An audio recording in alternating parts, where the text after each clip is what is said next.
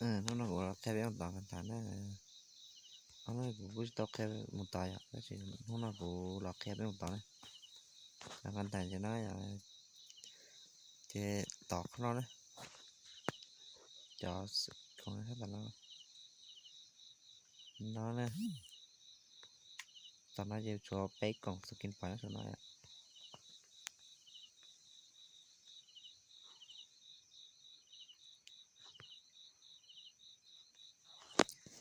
tao về tao giờ